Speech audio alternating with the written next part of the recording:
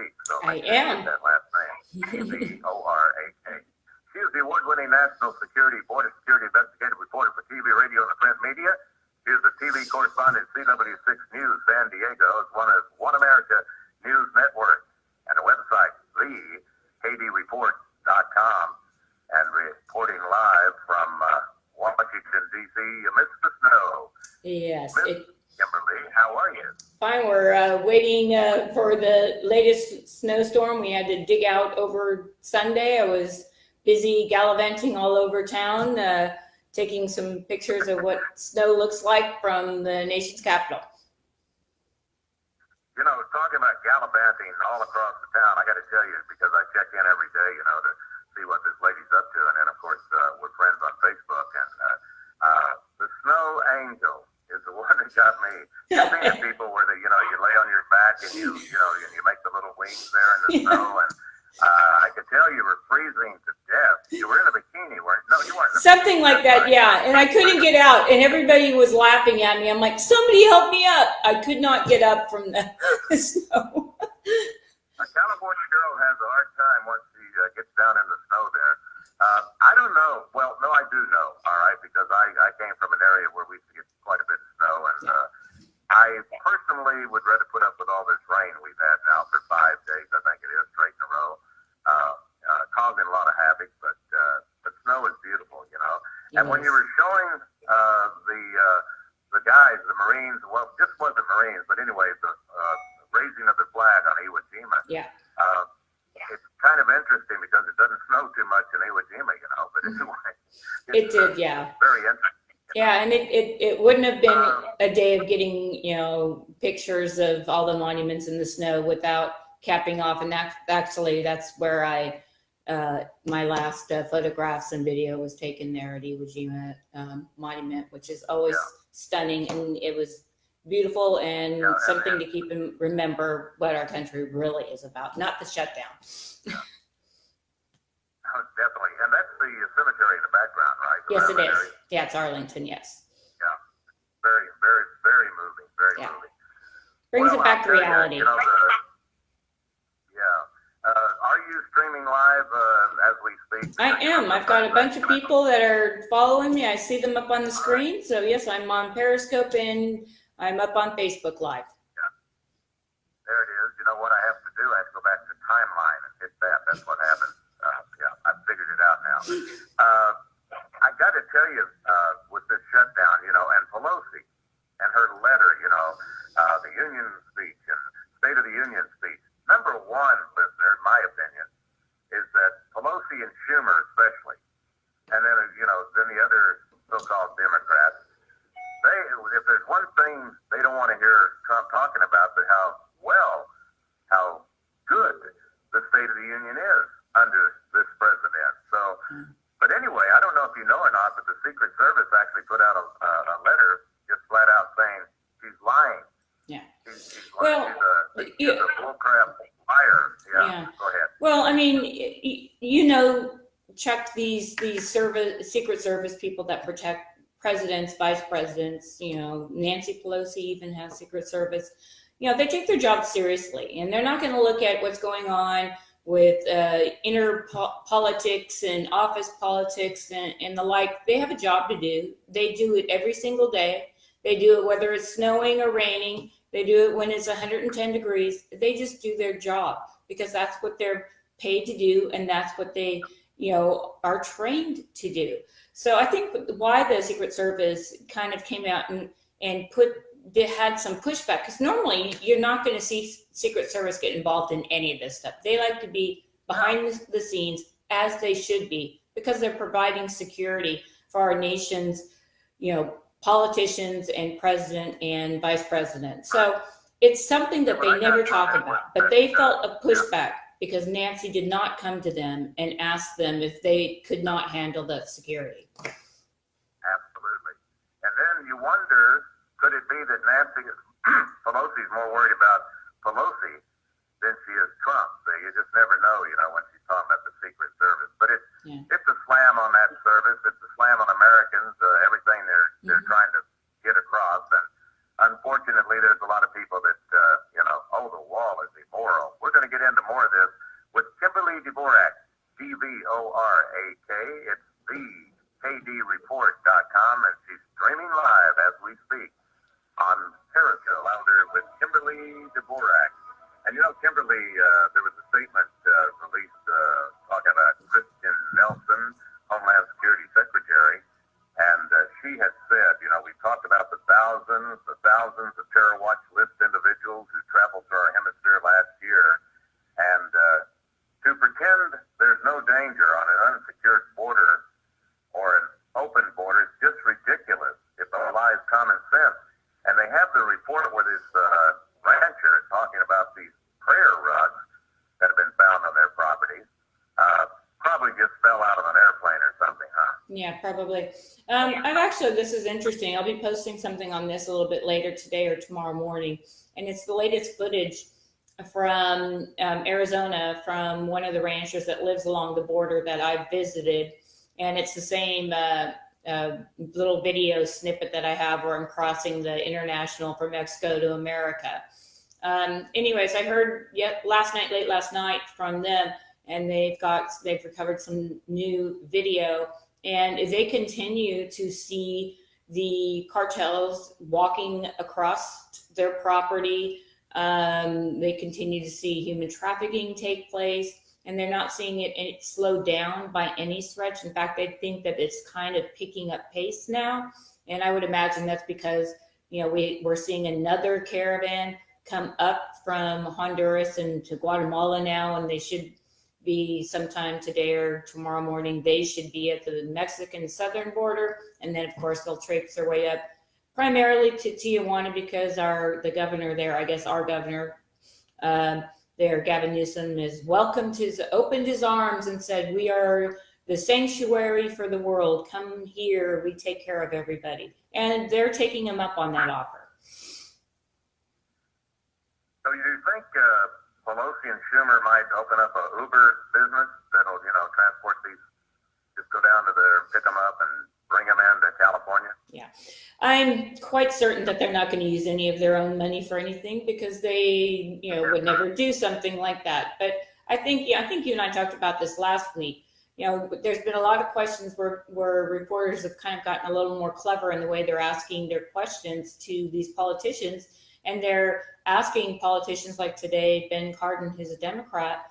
He came on, he was talking about the fence and how it doesn't work, and that, you know, they don't want a wall because that's not what America is about. And now the questions are, so you don't think a wall or a fence or a barrier is worthwhile? No, we shouldn't be spending money on it. Okay, then should we start taking down the wall, the barrier, the steel plates that we have currently up? Should we start removing those because that's incompassionate? And, you know, of course he looked at the camera, couldn't believe that someone had asked him the question that way, because in essence, it's the same thing. And the same thing with all of these, you know, Nancy Pelosi, does she not have a wall around her home? I mean, is there no security getting over to her office on Capitol Hill? I can assure you, because I'm up there quite often, that there's a lot of security. And if we were just to take down all the walls and not worry about it, because we're a welcoming country, we want everybody to come here, then all that stuff should go away. But they don't want to make that stuff go away because it does protect them. And then when the Angel families went into Pelosi's office, you know, and she refused to see them, and I always say, you know, she was hiding behind her office walls. Yeah. You know, and if you just stop and think about it, you know, she has walls everywhere around her house and around her office, and it's just, let's see, I guess this one lady, I wish I knew her name offhand, she's going to send Nancy Pelosi a picture every day of one of the people that have been killed by an illegal alien. And the first picture she's holding it up is Paige Steinle saying, "This is going to Nancy. This will be the first day." Yeah. Well, and chances are, you know, Nancy's going to say, every time one of those pictures comes in, just rip it up, tear it up, and burn it, you know, or something like that. Wouldn't surprise me in the least. Well, and also, I can also tell you that, you know, as you travel around Capitol Hill, which I do almost on a daily basis, you go up to senators and some congressional offices, And it used to be that they would have their doors open so you could go in, walk in, and talk to the receptionist or the people that work for the lawmakers. But several of them now have their doors locked. And when you go in, you have to knock on the door and you have to let them know who it is, because security and the discussion on the left has been so atrocious, and we've seen several Republicans physically attacked by people in this country that feel that they've got to, we just got to get them all. And most likely they have psychological issues. I understand that. However, I mean, it's really, I don't want to say daunting, but it's just undescribable what it feels like when you can't walk around your nation's capital and go in and visit with your local congressman or your local senator without having to go through a locked door even. So, and this is after you get through the security line to go into the office. So, I mean, it's gotten really, really bad up here, and it's very sad that this is where we are, but the rhetoric has been ratcheted up so much. Well, I think that, when you think what started the fire, what was the match? I really believe it was California. All right. And Proposition 187, remember that one? Yeah. That was like the last gasp for Americans. Mm-hmm. And the big thing going around on Facebook right now, it seems like today everybody's really picking up on it, where they're saying, if you hated Obama, you were a racist. If you like Trump, you're a racist. It is, and as I said the other day, it's I truly believe that Trump is probably the least racist president we've ever had in the history of the United States. But you get it fixed in your mind, and they're like, like the little kid, I'm not gonna listen, and that's the way they're getting it, and sometimes on both sides. Yeah. Well, I mean, yesterday, the president had the national, collegiate, football team to the White House. Because of the shutdown, they don't have a chef, so they didn't have a maid there to prepare any meals.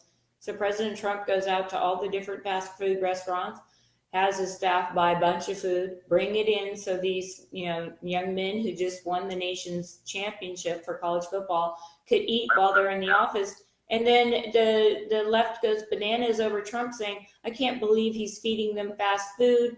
How dare he feed them fast food? I mean, it never ends. It never ends. And it's just. You know what? Kimberly, Obama did the same thing for a football team, and he ordered, I think it was In-N-Out hamburgers. No big deal. How he's so cool. He's right down to their level.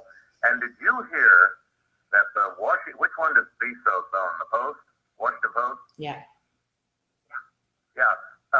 Trump said, these guys, the hamburgers were a mile high and they enjoyed everything. And they said, we fact-checked him and they were not a mile high. Yeah. And it wasn't like it was a joke, Yeah. And I said, what in the world? You know what else Trump did that kind of passed away yesterday? I think passed over. I think the hamburger thing was a couple of days ago, but yesterday, believe it or not, President Trump reaffirmed his support for religious liberty because it was in celebration of Religious Freedom Day, and I know a lot of us that went right over our head, went over my head. I didn't realize that yesterday was Religious Freedom Day. Yeah, that's because the media doesn't cover that any longer. Oh, yeah, but boy, they should have really, maybe that's what ticked Nancy Pelosi off. I don't know. Well, and the latest thing would happened just shortly before we went live here on air.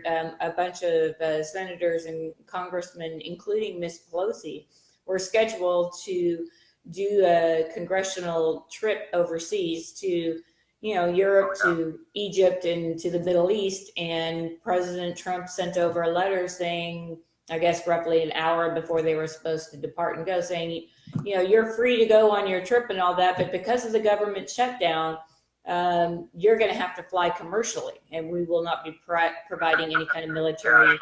Yeah. So, I mean, and now you've got the left going ballistic saying, well, how dare he, do this now? He broke protocol, because they typically don't announce these trips for safety reasons, which is obvious. I mean, that's certainly true, but he did it because, and that's not the story. President said in his letter he did it because the next day, or on Tuesday, coming up this Tuesday, is going to be the next day that a paycheck will be missed by these 800,000 people who are not getting paid.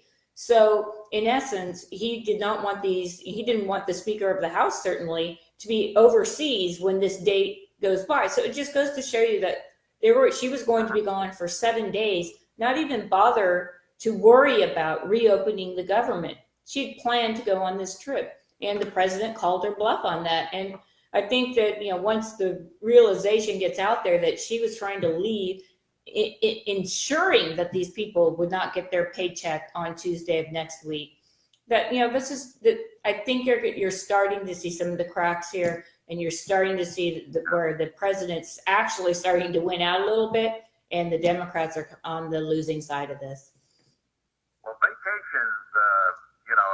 the first time I heard it was like they were saying the president has taken away Air Force One from Nancy, but you don't hear too much about their vacations, just like the one in where was Puerto Rico, all right, and where they went down there, 30 Democrats, their wives, their children, and all the lobbyists, and then the guy got caught talking to Bob Mendez got caught talking to the lady in a bikini or whatever. They kind of hide their vacation, but I guess maybe Nancy got jealous because she was in Hawaii over Christmas break. She was in Hawaii over Christmas break, spending it with her family in Hawaii. So the president canceled all his trips, and he canceled his trip to Davos as well. And now he's got some other upcoming trips that he's saying that, I'm going to have to consider canceling some of these other events because until the government's open again, I am not leaving the White House, which is what Chuck Schumer, Nancy Pelosi, Mitch McConnell,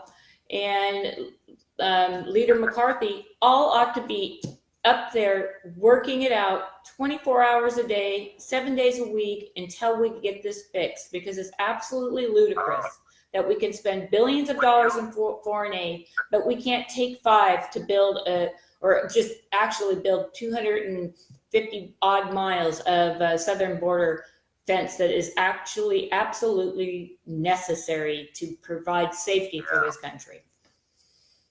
And I'm going to get into more of my border fence too from your excellent report, but you set my alarm off because, crazy Cortez. Yeah. There's a video out, and you mentioned McConnell, right? They went to McConnell's office. Now, let me do it kind of like they did. We went to McConnell's office and asking, and he wasn't there. He should be there. He claims he's here working, and he's not here, and blah, blah, blah, and they go on and on and on. And finally, somebody says, you're in the wrong building. McConnell is not in this building. Oh, yeah, well, he's probably not working or whatever, right? Yeah. This lady just keeps stepping into it. Yeah, well, she does. And she's not held accountable for it. And, again, she's like in a district like a Nancy Pelosi where if she wants to be a congressman for the rest of her life, she'll most likely be a congressperson the rest of her life. But I mean, when you look at these things, and I actually did see clips of that last night on some of the late night news that I actually watched.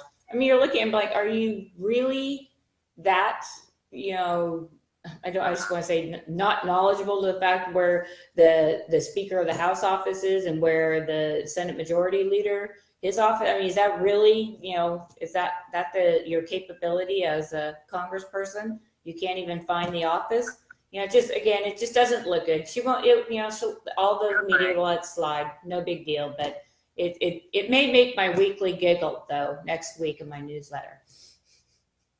Do you think that Cortez may go down to the Lincoln Memorial and complain because she can't find the 1 cent sign? Yeah, maybe. I don't know. I just think that we're giving her entirely too much media, and she's getting too much TV time. If everybody forgets about her, lets her kind of, wander into Congress, then maybe she'll kind of move along and either, grow up. And, I don't know. Even the Democrats are worried about her. There was a piece out yesterday about, they're very concerned that she's going to screw up their 2020 chances if she doesn't lay off this 70% pay raise for the rich people. So who's complaining. Yeah. A minute before the break, Kimberly, but in your report you talk about, California District Courts, the Ninth Circuit Court, and I was talking about, how California with Proposition 187 so many years ago, could have turned this whole thing around. But once the Democrats take, charge of states and big cities, you see what happens. And I'm going to tell you something, listeners, if you think I'm just, spewing out hot air on that, you just check the statistics where the most crime, the highest taxes, the highest poverty, the worst education. It's a proven fact, but for somehow it's even the conservatives that just don't seem to throw out all this information like they should. And that's why we have wonderful people like Kimberly Dvorak, and when she's not making angels in the snow, then she's doing some really good stuff. And anyway, and we're going to talk about this, the fact that when we come back, very little time. But the bottom line is that Trump, he's not in a corner when it comes to building the wall, because according to your report, the money's there, he can do it. Legally, he can do it. Constitutionally, he can do it. So we'll bring that up when we come back. Kimberly Dvorak, and it's Dvorak, streaming live right now on Facebook. So you spell it Dvorak on her website, thekdreport.com. CRN Wilder with Kimberly Dvorak, TV correspondent, CW6 News San Diego, One American News Network. She's all over the place. And of course, let's see, next Thursday too, she's going to be right here and she'll be streaming live. Keep this in mind, listeners. 22 million illegal aliens in the United States right now. All right. And in Kimberly's latest report, the average lifetime net physical cost per illegal crosser is $82,191, and that's in the 2018 dollar market there. So if you can't put out $5 billion to build a wall, it literally pays it for itself. I mean, not to mention that we just don't even know who these people are that are crossing the border illegally. We know that, they turn themselves in sometimes Border Patrol, and then they'll say that they're, somebody, and it turns out they're not really that person. They just kind of took their name, and there's no really biometrics in a lot of countries where a lot of these people are coming from. I do have a friend who's working on the biometrics and working with countries like Mexico, Guatemala, and Honduras, Central American countries, that are going to that they're in the process of implementing these biometrics for, these people, so we can actually see who they are when they come across the border. So we have a lot more intel sharing with the countries south of our border here. And, when you look at, what's going on and the costs, and we're 22 trillion in debt. Yesterday, I just flat out asked, somebody who's, deals with the financial issues, and I said, is there any coming back from this? How do we as a country pay $22 trillion and counting come back? And he said, we simply can't. And I said, does that mean we're going to be bankrupting ourselves at some point? And he said, sadly, yeah, that's going to be the only thing that, this country will have left.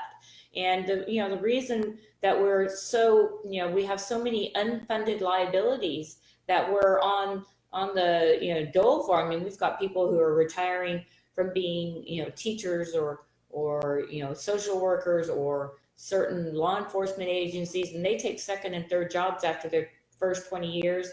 And so they're collecting 1, 2, and 3, 4 sometimes paychecks, like Sheriff Gore in San Diego. He collects, I believe it's 4 pension checks when he leaves as the sheriff in San Diego. That's ludicrous. These people are getting to be millionaires off of the U.S. government, and specifically the taxpayers.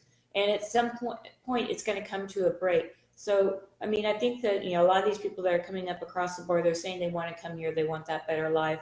But that better life comes with a cost, and that cost is not burdened by them. That is burdened by you and I and other taxpayers in this country who are working hard every day and seeing more and more of our money go to the federal government, where they squander it and, say that, look, we need to let all these people into our country. And that kind of a little sad about that. I mean, it's a very sad thing to look at my kids and say, look, I have no idea what's going to happen here in 20 years. It's going to be on you guys to burden. When they talk about immoral and blah, blah, blah,